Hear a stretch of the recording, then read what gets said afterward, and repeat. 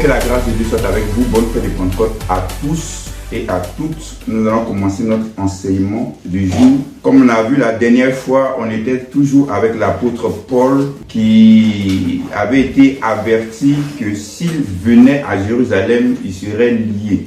Le prophète Agabus avait pris sa ceinture et a dit: celui à qui appartient cette ceinture, c'est ainsi qu'il sera lié. Il avait déclaré que de ville en ville, c'était les mêmes prophéties qui étaient données. Malgré cela, Paul tenait coûte que coûte à y aller. Maintenant, nous sommes dans le chapitre 21. On voit Paul qui arrive à Jérusalem et là-bas, il rencontre Jacques et les anciens de l'église. Où est Pierre? La tradition chrétienne dit que Pierre était parti aussi en mission. Vous savez, souvent, j'entends les gens dire que non, les autres apôtres n'ont rien fait. On entend seulement parler de Pierre, d'un peu de Jacques, un peu de Jean et ensuite beaucoup de Paul. Non. Celui qui a écrit le livre des Actes des Apôtres était un ami proche à Paul, était un compagnon d'œuvre du Paul. Et comme il a marché avec Paul, donc il va raconter ce qu'il a vécu avec Paul et ce que Paul lui-même a vécu avant. Donc les autres apôtres ont aussi été des missionnaires. Ils sont partis dans d'autres contrées, dans d'autres régions pour aller annoncer l'évangile. Est-ce que vous comprenez? C'est pourquoi vous allez voir dans le livre d'Apocalypse, on retrouve Jean ou ça sur l'île de Patmos. À cause de son témoignage, à cause de sa foi, à cause de sa mission qui continue à courir. Donc les autres apôtres, que ce soit Thomas, que ce soit Barthélemy, eux tous sont allés dans d'autres régions pour aller évangéliser. N'oubliez pas ça. L'auteur ici, c'est Luc. C'est comme si moi j'écris un livre sur Sébastien. Cela ne veut pas dire qu'Asamo n'a rien fait. Asamo a fait des choses. Mais comme je n'étais pas avec lui, je n'ai pas marché avec lui. Donc je ne peux pas raconter en guillemets ce qui s'est passé. Yes. Mais Sébastien, je peux le faire parce que j'ai marché avec lui. Yes. Est-ce que vous comprenez l'idée? Yes. Donc les autres apôtres aussi travaillaient de leur côté. Gloire à Dieu. Alléluia. Donc voici Paul qui se retrouve à Jérusalem. Il y avait Jacques qui était le chef avec les anciens. Et la Bible déclare qu'ils vont dire quelque chose à Paul. Je veux qu'on lise ensemble. Acte 21, verset 21 à 22. Je vais lire jusqu'à au verset 24. Or, ils ont appris que tu enseignes à tous les juifs qui sont parmi les païens à renoncer à Moïse. Ce sont les anciens donc de l'église de Jérusalem qui parlent à Paul. Or, les juifs qui sont à Jérusalem ont appris que tu enseignes à tous les juifs qui sont parmi les païens à renoncer à Moïse. Les païens, c'est-à-dire les autres nations, les autres peuples. Leur disant de ne pas se circoncire les enfants et de ne pas se conformer aux coutumes. Que faire donc? Sans aucun doute la multitude se rassemblera car on saura que tu es venu. Verset 23, c'est pourquoi fais ce que nous allons te dire. Il y a parmi nous 4 hommes qui ont fait un vœu. Prends-les avec toi, purifie-toi avec eux et pourvois à leurs dépenses, afin qu'ils se rasent la tête. Et ainsi, tous sauront que ce qu'ils ont entendu dire sur ton compte est faux, mais que toi aussi, tu te conduis en observateur de la loi. À l'égard des païens qui ont cru, nous avons décidé ainsi de suite. Maintenant, regardez le verset 27. À la fin des 7 jours, les Juifs d'Asie, ayant vu Paul dans le temple, soulevaient toute la foule et mis la main sur lui. Donc, Paul va aller faire ce que les anciens lui ont recommandé pour montrer qu'il n'est pas contre la loi de Moïse. Donc, il va prendre 4 personnes qui ont fait le vœu de Naziréa selon Nombre chapitre 6. Donc, il va dire, bon, je vais avec vous au temple. Moi aussi, je me purifie et vous aussi, vous allez vous purifier. Donc, votre temps de consécration, donc ici, on voit que c'est 7 jours. Et après cela, je vais pouvoir vos dépenses par rapport aux offrandes, aux sacrifices qui doivent être faits dans ce cas de figure. Est-ce que vous suivez? Donc, ce que vous devez comprendre je veux attirer votre attention ici, c'est que Paul n'a jamais été contre la loi de Moïse. Parce que ça peut sembler bizarre. Le grand peuple qu'on connaît, vous êtes sauvé par la grâce, par le moyen de la foi, le salut par la foi. Et ici, on voit que c'est lui qui va se faire purifier dans le temple. Paul n'a jamais été contre la loi de Moïse. Paul n'a jamais été contre les coutumes, les traditions juives.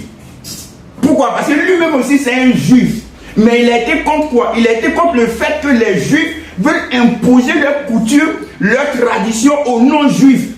Ils veulent que les non-juifs admettent que le fait de se judaïser fait partie de la théologie ou des vérités spirituelles. Donc, Paul dit, on ne doit pas obliger les non-juifs à se faire circoncis. Ça, c'est votre tradition. Ça n'a aucune valeur spirituelle. C'est ce que Paul est en train de dire. Mais Paul ne dit pas aux juifs, ne vous faites pas circoncis. Ne faites plus les fêtes juives. Non, Paul n'a jamais dit ça. Paul n'a jamais dit n'allez plus au temple. Même s'il dit que vous savez-vous pas que votre corps est le temple du Saint-Esprit. Mais partez au temple. Parce que ça fait partie de leur tradition, ça fait partie de leur coutume. Comme je vous ai enseigné, le christianisme, ce n'est pas le fait d'être judaïsant. Ce n'est pas de devenir un juif. c'est de garder ta propre culture, de garder ta propre tradition, mais de croire au Fils de Dieu qui est venu mourir pour te donner la vie éternelle. Amen. Pour que tu sois en communion, en relation avec Dieu, le créateur de l'univers. Mais pas d'adopter les coutumes des Juifs. C'est sur ça que Paul était. Et c'est sur ça qu'il tablait. Donc moi, je suis fier d'être africain. J'apprends pas l'hébreu pour régner ma culture africaine. J'apprends pas le grec pour régner ma culture africaine. J'apprends l'hébreu, le grec pour apprendre en profondeur les Écritures, la Bible. C'est tout. Je sais d'où je viens. Est-ce que vous comprenez? Je ne vais pas porter le kippa. Parce que ça ne fait pas partie de ma tradition. Moi, ma tradition, c'est le gros pain baoué. N'est-ce pas, Nana Samoa? Oui. Est-ce que vous comprenez ce que je suis en train de dire? Je sais que la Côte d'Ivoire fait 302 463 km² en termes de superficie. Je sais que la Côte d'Ivoire est devenue colonie française en 1893. Et a eu son indépendance le 7 août 1960. La première capitale de mon pays, la Côte d'Ivoire, fut Grand Bassam en 1893. La deuxième ville, la capitale, c'était à Béjéville en 1900. Ensuite, Abidjan en 1934. Et maintenant, c'est Yamoussoukro qui est la capitale politique depuis 1983. Je sais d'où je viens et je suis fier de ce que je suis. Alléluia. Est-ce que vous comprenez ce que je suis en train de dire? Amen. Donc, on ne te demande pas de régner qui tu es. D'où tu viens. On ne t'a pas dit de devenir judaïsant. On t'a dit de devenir chrétien, d'être disciple de Christ. Parce que toi, tu crois en Christ, tu as la vie éternelle. Amen. Vous comprenez? Chez moi, il y a la fête des ignames. C'est la fête des moissons chez les Juifs. C'est la fête des moissons dans d'autres peuples. Est-ce que vous comprenez? Il y a la fête des générations. Donc, je suis fier de qui je suis, d'où je viens. Sur le plan spirituel, je suis du royaume de Dieu. Amen. Sur le plan humain, je suis de la Côte d'Ivoire. Amen. Est-ce que vous comprenez? Donc, on ne réunit pas qui nous sommes. On ne réunit pas d'où on vient. C'est très important. Donc, Paul était sur le fait que non, pourquoi vous voulez forcément que les non-juifs se fassent circoncis? Ils n'ont pas besoin de se faire circoncis avant de devenir disciples de Christ.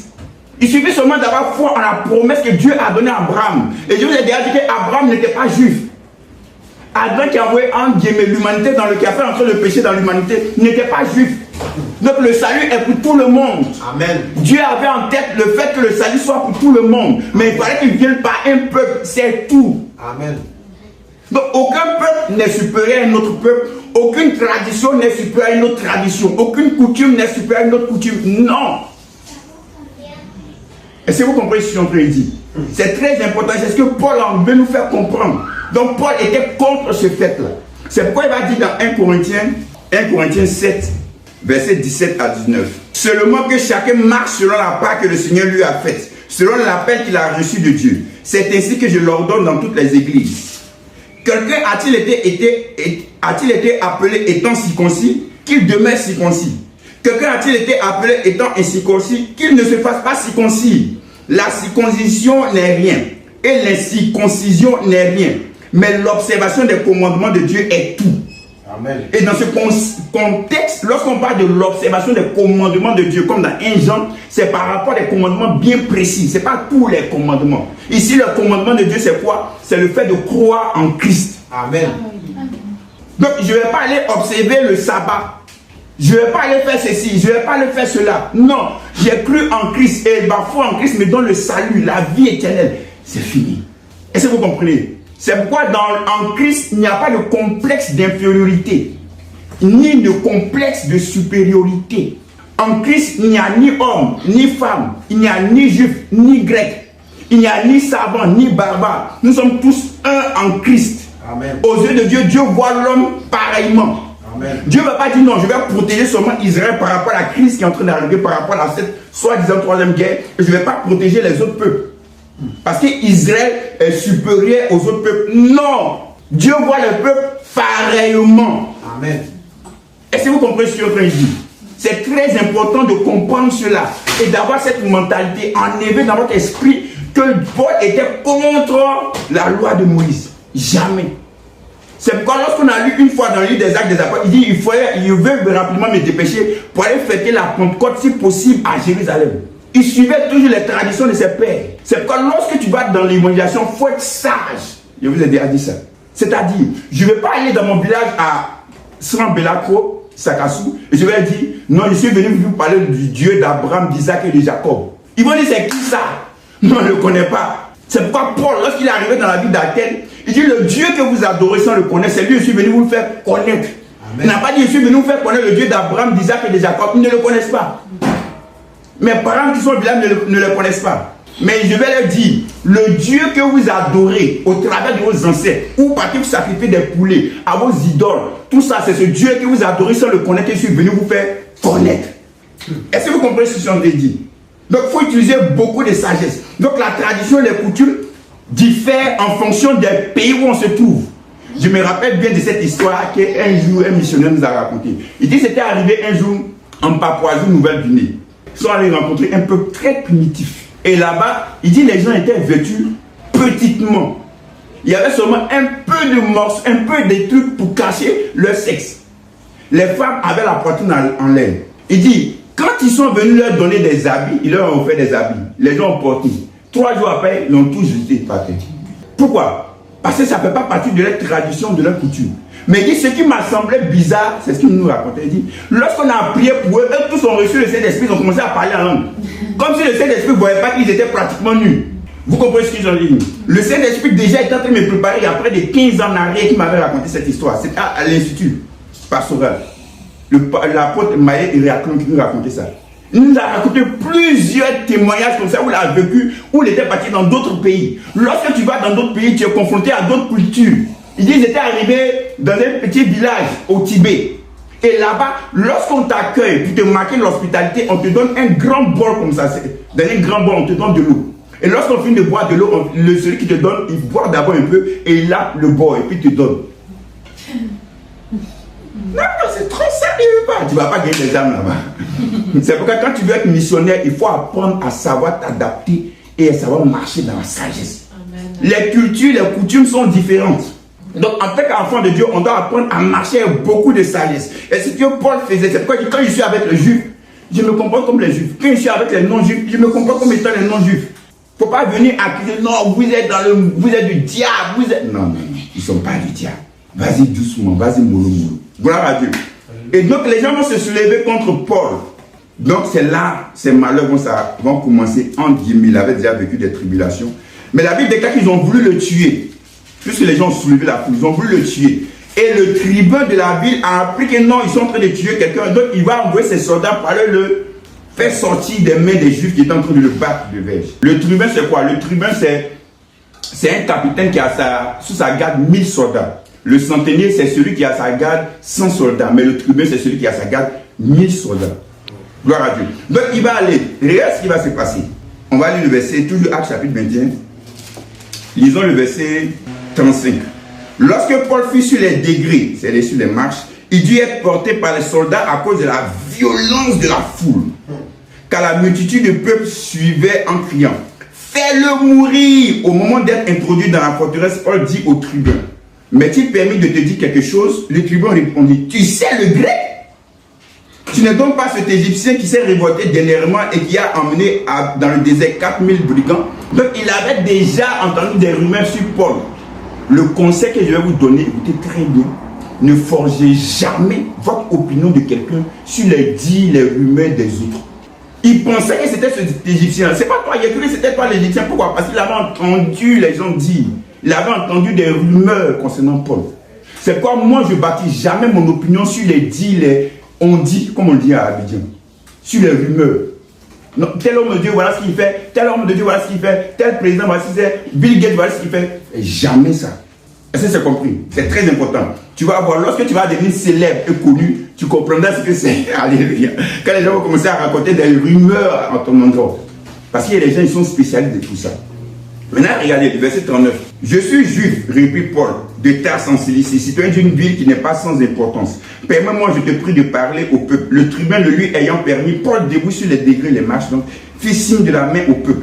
Un profond silence s'établit et Paul, parlant en langue hébraïque, dit, verset 22 du chapitre 22, lorsqu'ils entendirent qu'il leur parlait en langue hébraïque, ils redoublaient de silence. Donc Paul était quoi? Paul était polyglotte. Il parlait le latin avec qui? Comment on appelle ça? Le tribun. Qui ensuite, quand il a parlé le grec, il dit, ah, tu parles grec. Donc, puisque c'était une contrée romaine, occupée par les Romains, donc on parlait le latin. Le latin est la langue des Romains. Donc, il parlait le latin, il parlait le grec, il parlait l'hébreu, il parlait l'araméen. Donc, il était polyglotte. S'il y a des choses, vous savez, la première fois que j'ai entendu l'évangile, entre guillemets, de la grâce et la justice de Dieu, c'était en anglais. Depuis le collège, je ne sais pas, mais j'étais toujours attiré par cette langue. Pourquoi? Parce que je me disais quelque chose. Je me disais que si tu veux aller dans n'importe quel pays du monde et te faire comprendre, si tu comprends anglais, c'est bon. Amen. Même en Chine, aujourd'hui, on parle anglais. Quand tu es touriste et tu parles anglais, tu peux te faire comprendre. Tu vas en Chine, il n'y a pas dit en Chine même, dans un pays lointain, tu parles français, on dit, ah, tu dis quoi? Bon, ils ne vont pas dire, tu dis quoi, c'est en français, vous comprenez ce qu'ils sont en train de dire.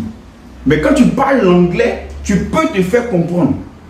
Donc je me disais que l'anglais était la langue internationale, 1. Et de 2, dans mes recherches personnelles, j'ai compris que souvent pour avoir une certaine connaissance, il faut que tu comprennes l'anglais. Parce qu'il y a des connaissances que les gens ont, que tu peux retrouver seulement dans le domaine anglais ou anglophone. Il y a des livres, par exemple, qui m'ont tellement édifié, mais que je n'avais pas en français, seulement en anglais. Quand j'ai commencé à écouter Joseph Prince en anglais, j'avais du mal au début à écouter, à comprendre ce qu'il dit, parce qu'il y a plusieurs accents, comme en français. Et au fur et à mesure, j'étais tellement déterminé, nuit et jour, que maintenant, quand Joseph Prince commence une phrase, je sais comment il va la terminer. Parce que j'ai pris son esprit. Parce que moi, c'est comme ça que je suis, c'est la grâce que Dieu m'a faite. De capter facilement l'esprit de quelqu'un. Quand je suis vraiment concentré sur toi. Gloire à Dieu. Donc, pour toi, qu'est-ce qui va te permettre de pouvoir évoluer, que ce soit dans ton travail, dans le domaine où tu veux aller? Il ne faut pas renoncer à la connaissance. La connaissance, elle est bonne. La connaissance, elle est importante. La connaissance n'est pas mauvaise. On va voir tout à l'heure, il y a un autre aspect de sa vie aussi qu'il a sauvé, lui, Paul. Donc, quand il a parlé en grec, le tribun dit, avant tu suis grec, il lui a prêté attention. Quand il a parlé en hébreu, les juifs aussi ont pu prêter attention à ce qu'il allait dire. Donc, si tu arrives dans certains endroits, moi, je me rappelle dans mon village, il y a un blanc qui parlait baoulé. Tous les villageois étaient impressionnés. Les gens venaient à l'église là-bas, pourquoi? C'était un missionnaire, simplement pour l'entendre parler baoulé. S'ils se sont convertis, gloire à Dieu. Mais c'est impressionnant. Vous comprenez? J'ai mon cousin Jean qui est parti quelque temps en Chine, il parle le chinois. C'est impressionnant. Quand il parle, j'ai dit, ah, qu'est-ce qu'il a fait raconter? Mais c'est impressionnant. Lorsqu'il va en Chine, il voit un noir qui est en train de parler ici, ils sont impressionnés. Est-ce que vous comprenez ce qu'ils ont dit? Donc c'est impressionnant. Et ça te permet aussi d'ouvrir certaines portes. Donc ce ne sont pas des choses à négliger. Ne te base pas seulement sur ton onction. Il y a des choses que tu dois acquérir aussi pour aller loin. Ça c'est important. Gloire à Dieu. Donc, en tant que polyglotte, il va se faire entendre. Et Paul va se défendre, mais les gens ne vont pas l'écouter. Comme vous le savez, ils vont vouloir toujours le tuer. Et le tribun va le garder en lieu sûr. Et le lendemain, regardez ce qui va se passer. Regardez le chapitre 22. On est dans le chapitre 22. On va lire le verset 30. Le lendemain, voulant savoir avec exactitude de quoi les Juifs l'accusaient, le tribun lui dit, fit ôter ses liens et donna l'ordre aux principaux sacrificateurs et à tout le Sanhédrin de se réunir. Puis il fit descendre Paul et il le plaça au milieu d'eux. Verset 2 du chapitre 23. Le souverain sacrificateur Ananias ordonna à ceux qui étaient près de lui de le frapper sur la bouche. Paul a dit quoi? Regardez verset 3. Dieu te frappera, muraille blanchie. Tu es assis pour me juger selon la loi et tu violes la loi en ordonnant qu'on me frappe. Mais c'est qu'à ceux qui étaient près de lui dit, tu insultes le souverain sacrificateur de Dieu. Et Paul dit, je ne savais pas, frère, que c'était le souverain sacrificateur. Quand il est écrit, tu ne parleras pas mal du chef de ton peuple. Une chose que je veux vous dire, n'insultez jamais les gens qui sont établis en autorité. Ne prenez pas le plaisir d'insulter le chef des catholiques, le chef des bouddhistes, le chef des évangéliques, le chef des francs-maçons. N'insultez pas les gens qui sont établis en autorité. Apprenez à avoir du respect. Si vous n'êtes pas d'accord avec eux, ok, mais ne les insultez pas. Ça s'appelle le respect de l'autorité. Est-ce que Paul a recommandé dans le livre de Romains? Apprenons à respecter ceux qui sont établis en autorité. Ne voyez pas le diable partout, ne diabolisez pas tout. Vous savez, pour moi qui ai dirigé en tant que pasteur assistant une église de pratiquement environ 100 personnes, c'est très difficile de diriger des gens, à plus forte raison, un président qui dirige des millions de personnes. Une fois, le Saint-Esprit m'a fait comprendre que ce que vous critiquez là, qui sont par exemple à la tête des nations, ce que vous critiquez, si jamais on te met à sa place, on te dit de diriger la nation, tu verras comment est-ce que c'est pas facile. En Baoulé, chez moi, mon ethnie, on dit la tête qui porte la couronne a du mal à trouver le sommet. C'est pas facile. Est-ce que vous comprenez ce que je suis en train de dire? Donc n'insultons pas. Parce que tel chef, même les francs-maçons, même les... Au contraire, mais c'est eux-mêmes, pour eux, on doit plus prier même que de les insulter. C'est pourquoi le Seigneur a dit, priez pour ceux qui vous persécutent, priez même pour ceux qui vous font le mal.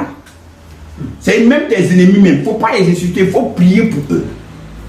C'est important. Afin que vous soyez comme votre Père qui est dans les cieux. Gloire à Dieu. Amen. C'est très important. Donc Paul, ayant appris que c'était lui le souverain sacrificateur, Paul n'a pas fait exprès. Parce que quand on lit un chapitre, on a l'impression que ça s'est passé 2 jours après, 1 an après, 2 ans après. Non, ce sont des années plus tard que c'est arrivé. Donc le souverain sacrificateur qu'il avait connu, ce n'est plus le même souverain sacrificateur qui était à la tête. Lui, il est parti en mission depuis des années. Il n'y a pas Facebook où il était. Il n'y a pas Twitter là-bas pour l'informer. Donc il ne savait pas. Il était tout le temps en mission. Est-ce que vous comprenez ce qu'on peut dire? Donc il ne savait pas. Quand il a pris conscience de cela, il ne l'a pas insulté. Il faut apprendre à respecter les autorités. C'est très important. À ne pas les insulter. On va lire le verset 11, tout le chapitre 23. La nuit suivante, le Seigneur apparut à Paul et dit, prends courage, car de même que tu as rendu témoignage de moi dans Jérusalem, il faut aussi que tu rendes témoignage dans Rome. Quand le jour fut venu, les Juifs formaient un complot et firent des imprécations contre eux-mêmes, en disant qu'ils s'abstiendraient de manger et de boire jusqu'à ce qu'ils aient tué Paul.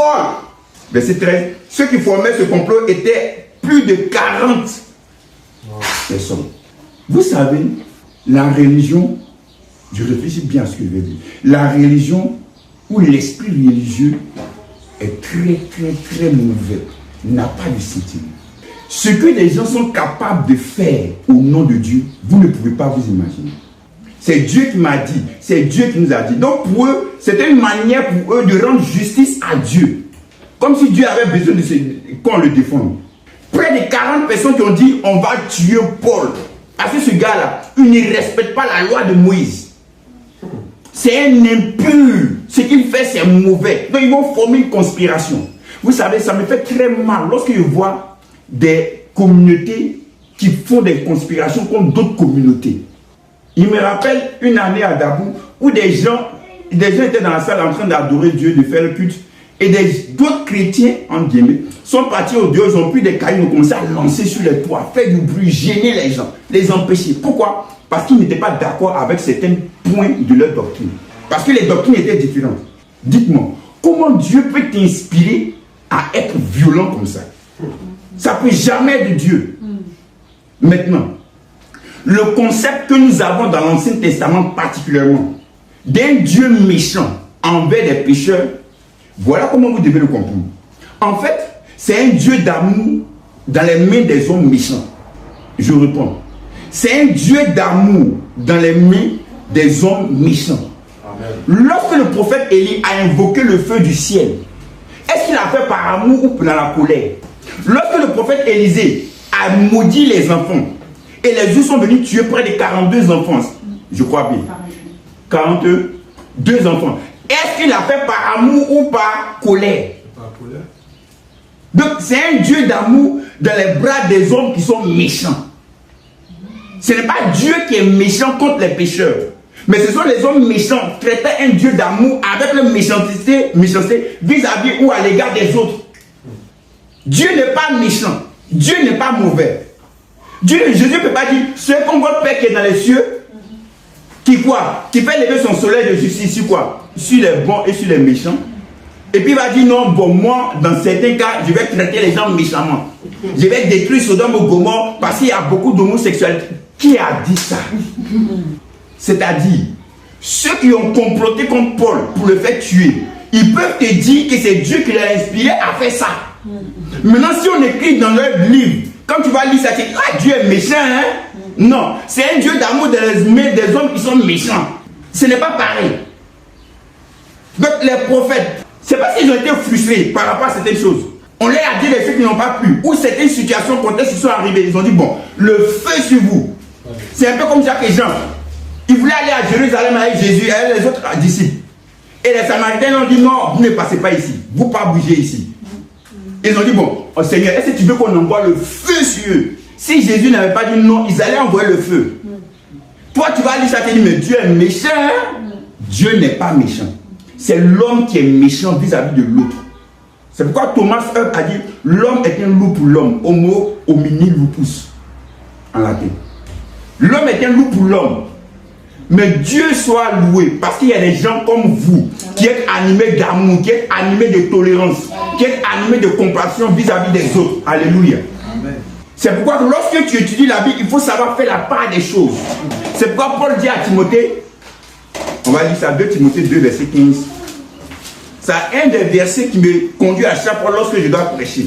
J'ai toujours ce verset à l'esprit. Efforce-toi de te présenter devant Dieu comme un homme éprouvé, un ouvrier qui n'a point à rougir, qui dispense droitement la parole de la vérité. En anglais, c'est study, c'est étudie. C'est ça dans King James. Étudie. Donc, il dit qu'il faut bien étudier les Écritures. De telle sorte que tu n'aies point à rougir devant les hommes. Pas devant Dieu, mais devant les hommes à qui tu vas aller parler. Que tu n'aies point à être dans la confusion. Maintenant, il dit de faire quoi? Il faut que tu sois un ouvrier qui n'est pas un ouvrier qui dispense droitement la parole de vérité. Dispense droitement en grec, c'est un seul mot, autotomio. C'est comme si je vais vous expliquer avec le langage moderne de nos jours. C'est comme un chirurgien qui doit faire une opération. Lorsque le chirurgien doit faire une opération, il dit pas, bon, allumez la lumière.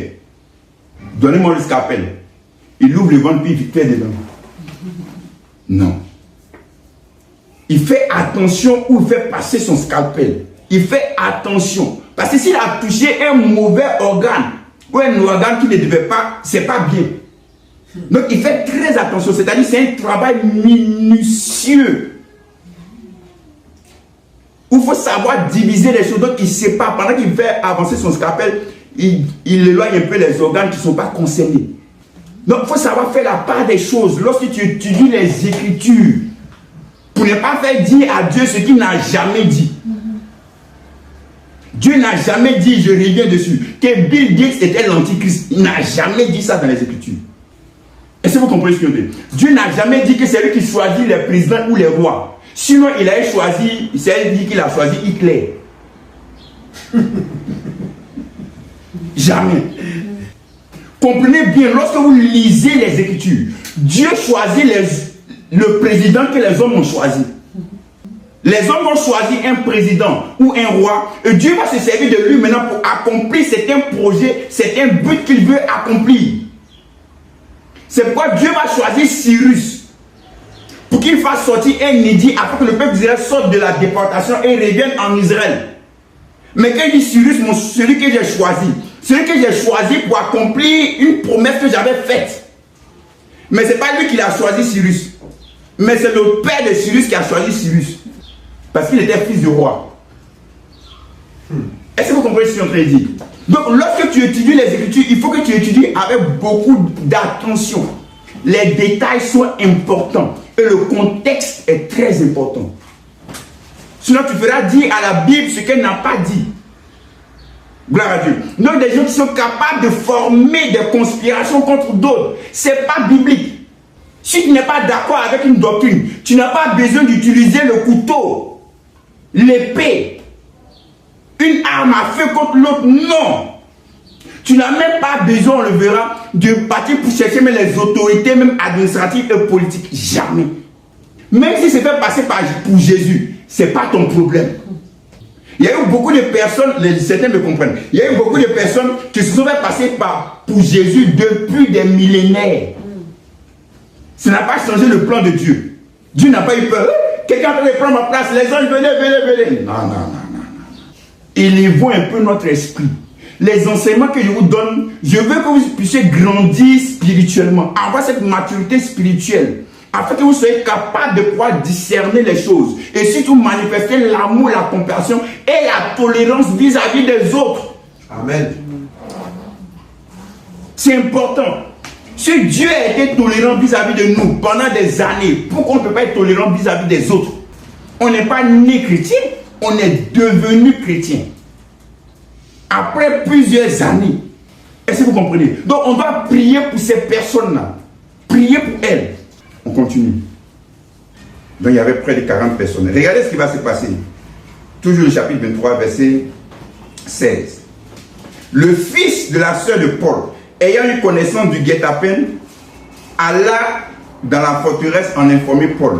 Paul appela l'un des centeniers et dit: mène ce jeune homme vers le tribun car il a quelque chose à lui rapporter.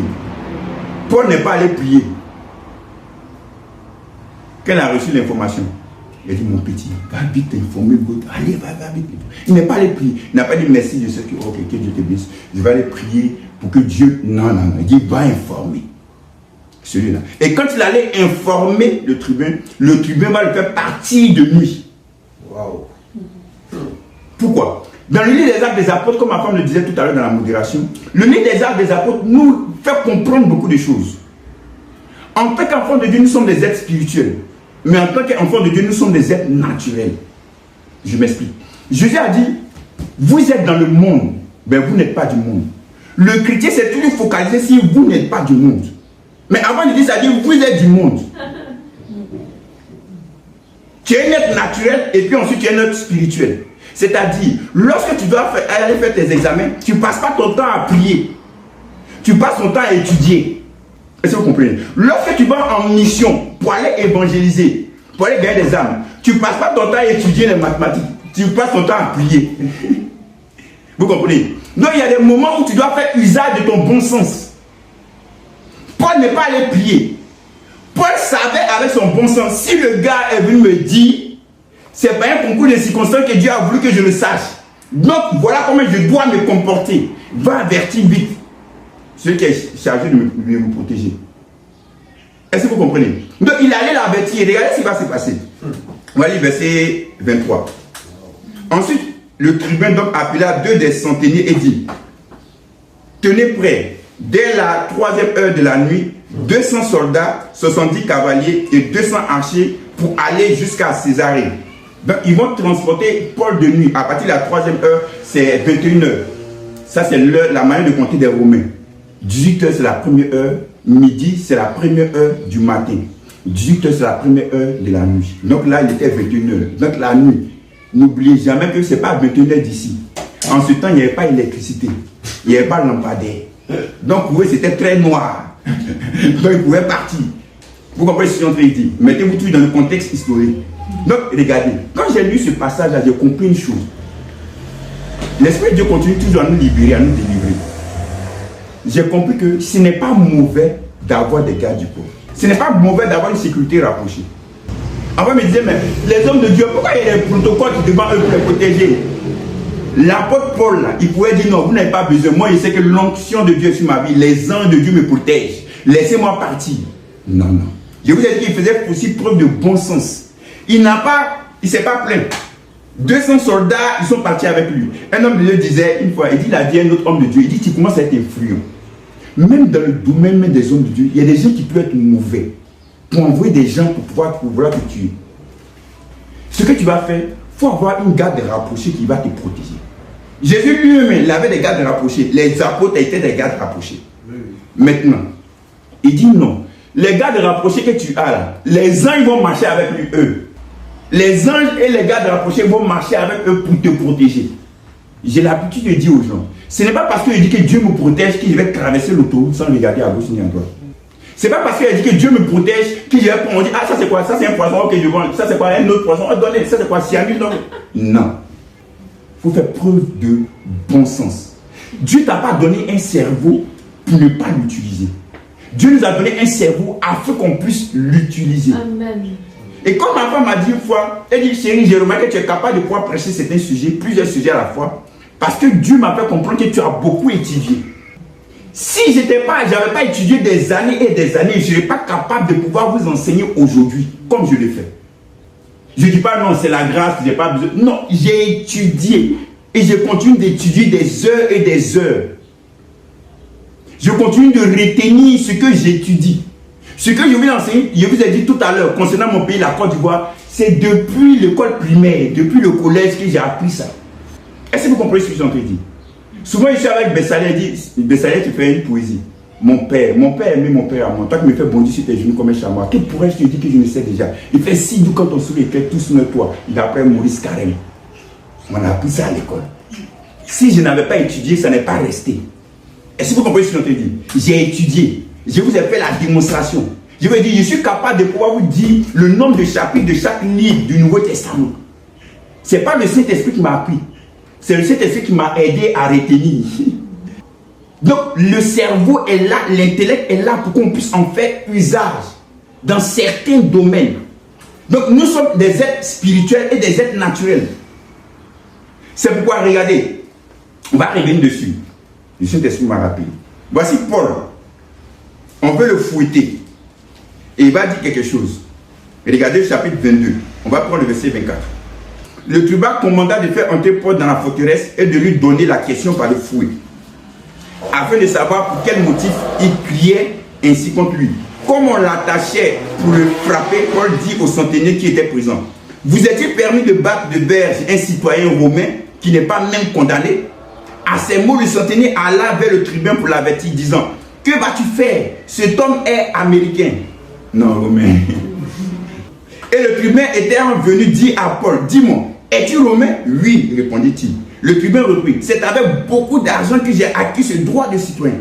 Et moi, dit Paul, je l'ai par ma naissance. Wow. Donc c'était un droit quoi? Un droit du sang, pas du sol. Donc il a acquis par sa naissance. Et le tribun même qui était établi sur lui dit: c'est avec beaucoup d'argent que je l'ai eu. Donc sa citoyenneté romaine ici l'a aidé. Pourquoi? Parce qu'il était naturel aussi.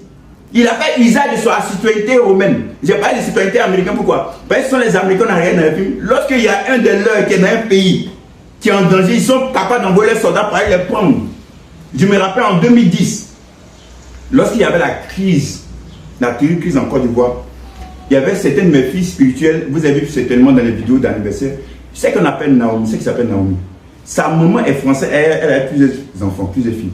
Le 43e du mois est venu la chercher, la maman, avec ses filles. Ils sont partis. Nous, on était dans nos pays. On priait Dieu. Le bon. S'ils étaient français, ils allaient venir me chercher, ils allaient partir avec moi. Ah, d'abord. Je vois moi, par exemple, s'il y a une crise quelque part dans un pays où je suis là-bas, les soldats, ils vont venir me chercher là-bas. Ils vont dire non, non. Ce sont les braves soldats. Mais on n'a pas la force militaire que ces pays développés ont. Est-ce que vous comprenez ce que je veux dire? Donc Paul va faire usage de sa citoyenneté romaine. Je suis citoyen romain. Il va dire: ah, si c'est comme ça, c'est pourquoi vous avez vu plus tard, ils ont mis 200 archers, 200 soldats pour le protéger. Parce que c'était un citoyen romain. Donc il faut faire usage de tes droits que tu as en tant que citoyen français, américain, tout ce que tu veux. Quelle que soit ta citoyenneté, il faut faire usage de cela, c'est pour toi. Ne dis pas non, j'ai la grâce de Dieu, j'ai la providence de Dieu avec moi. Non, non, non, fais usage de ça. Donc nous sommes des êtres qui vivons sur terre et qui avons des devoirs, mais aussi des droits. Il ne faut pas cracher sur ces droits. Vous allez dire: non, moi je n'ai pas besoin de montrer que je suis français ou même que je suis américain. Si tu en as besoin dans certains cas. Dans certains cas, ma femme, les portes lui ont été ouvertes. Pourquoi? Parce qu'elle s'exprime, elle choco, comme on dit en Côte d'Ivoire. Elle s'exprime très bien. Moi, quand il parle à Jésus, c'est dur comme ça. Vous comprenez? Elle s'exprime très bien. Elle a prêché un beau message la dernière fois sur la cause de la peur qui est l'ignorance. Donc nous tablons toujours sur l'ignorance.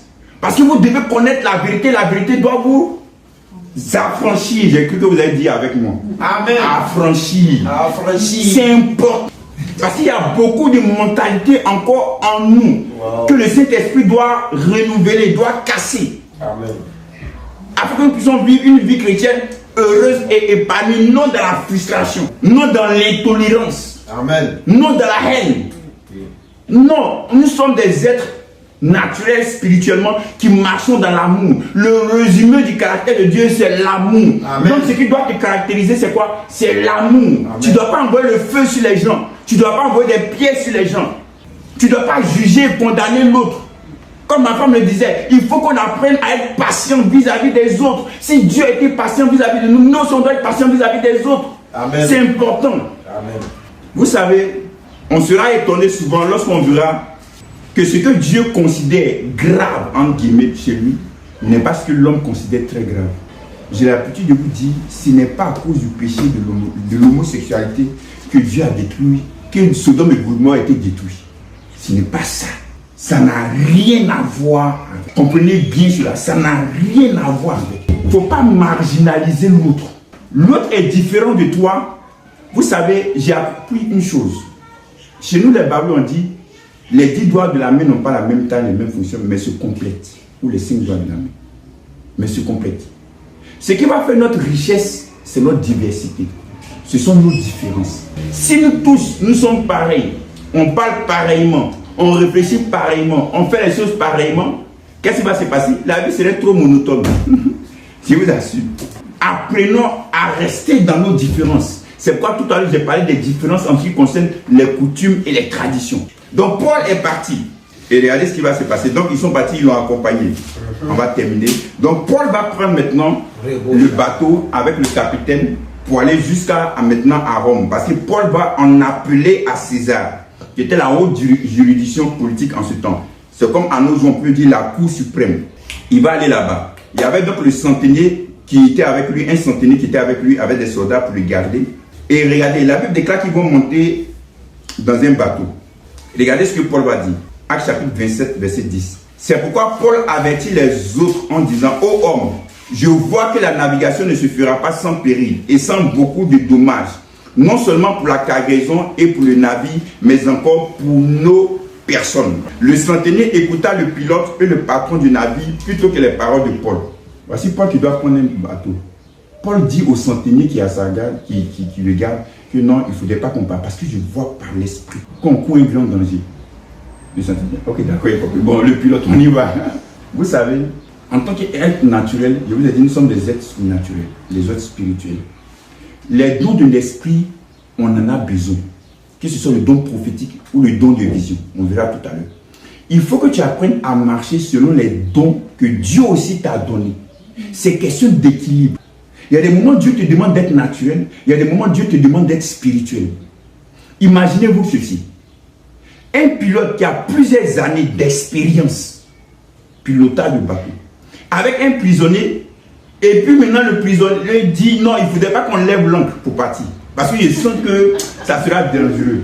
Le pilote va te regarder, il va dire, mais qu'est-ce qu'il raconte ce petit là? Moi, tu sais qu'il va faire sortir son curriculum vitae, comme vous le savez. Mais c'est une question d'esprit, de spirituel. L'avenir, en guillemets, personne ne le sait. Dieu le sait. Et nous, en tant qu'enfants de Dieu, on a la capacité de voir dans le futur, de voir dans l'avenir. Dieu peut te donner cette capacité de pouvoir voir, afin que tu puisses prendre tes prédispositions. Je me rappelle, mon petit frère, il y avait deux propositions de travail devant lui. Une, on payait beaucoup plus, l'autre moins, mais c'était quand même beaucoup. Et qu'est-ce qui va se passer? Il va interroger l'esprit. Et l'esprit va lui dire non, il faut prendre là qui est moins, parce que c'est ce qui est bon pour toi. Il pourrait se dire, ah Seigneur, là-bas on paie beaucoup. Là. Non, non, il a écouté ce que l'Esprit de Dieu lui a dit. Quelques mois plus tard, normalement, la proposition de travail où il devait prendre, où on payait plus, c'était en Arabie Saoudite. Quand il est parti des semaines, des mois après, le Covid est venu. C'est-à-dire, là-bas, il allait se retrouver sans connaître personne. Et puis, ils allaient fermer tout, parce qu'il est dans le domaine de l'hôtellerie. Et vous savez que là-bas, ils ont été durement touchés. Le domaine, ce secteur était vraiment touché dans ce domaine. Donc, il allait se retrouver là-bas. Donc, il allait tout perdre des deux côtés. Est-ce que vous comprenez? Dans l'autre côté, malgré la crise, ils l'ont gardé quand même. Dieu connaît l'avenir. Donc, souvent, il faut écouter ce que l'Esprit de Dieu te dit. On ne regarde pas forcément toujours au salaire. Dieu sait toutes choses. Gloire à Dieu. Et il va dire ça au pilote. Donc, le pilote va pas écouter, le pilote et le centenier ne vont pas écouter Paul. Vous savez, Paul n'a pas dit, comme vous ne m'avez pas écouté là, on va faire un grave accident. Vous allez tous mourir sauf moi. Paul n'a pas dit ça. Si c'est dans une voiture qui n'est pas pilote, où le gars roule vite, tu dis non, arrête, ne roule pas vite. S'il dit non, il m'en fout, il va rouler vite. Ne dis pas d'accord, tu vas mourir si accident, mais moi Dieu va me protéger. Non, non, non, ne dis pas ça. Si accident, vous tous vous allez mourir. Vous avez compris ce que je suis en train de dire? Je veux dire, ne pense pas seulement à ta peau. Paul n'a pas pensé seulement à ta peau. Paul n'a pas dit non, c'est bien fait pour toi, comme tu ne m'as pas écouté là. C'est bon. vous allez mourir. Vous ne voulez pas m'écouter, mais moi, ici que Dieu va me sauver. Regardez ce qu'il va dire. Prenons toujours le chapitre 27. Regardez. On va dire le verset 21. On n'avait pas mangé depuis longtemps. Alors Paul se tenant au milieu de leur dit, ô homme, il fallait m'écouter ne pas partir de Crète afin d'éviter ce péril et ce dommage. Maintenant, je vous exhorte à prendre courage, car aucun de vous ne périra, et il n'y aura de perte que celle du navire. Un ange du Dieu à qui j'appartiens et que je sais m'est apparu cette nuit et m'a dit, Paul, ne crains point, il faut que tu comparaisses devant Dieu. Et voici, Dieu t'a donné tous ceux qui naviguent avec toi. Donc il a prié pour tous ceux qui naviguaient avec lui. Donc ne faisons pas que des prières égoïstes. Prions aussi pour ceux qui sont là avec nous aussi. Même s'ils ne nous écoutent pas. Même s'ils sont durs d'oreille. Continuons de prier pour eux. C'est important. Est-ce que vous comprenez ce que je veux dire? Donc l'ange il a eu une vision. Il a dit, voilà, Dieu va te protéger. Mais Dieu aussi va protéger les gens qui sont avec toi parce qu'il te les a donnés. Donc il a reçu une vision. Lorsque vous regardez le 2 Corinthiens chapitre 12, Paul dit, si il doit me glorifier, je pourrais aussi me glorifier en ce qui concerne des visions. Donc Paul était un homme de vision. Il avait beaucoup de visions. En tant qu'enfant de Dieu, si Dieu te donne des visions, il ne faut pas trouver ça étrange. Et puis il ne faut pas refuser. C'est un don qui est bénéfique pour toi et pour des gens pour qui Dieu te donne les visions.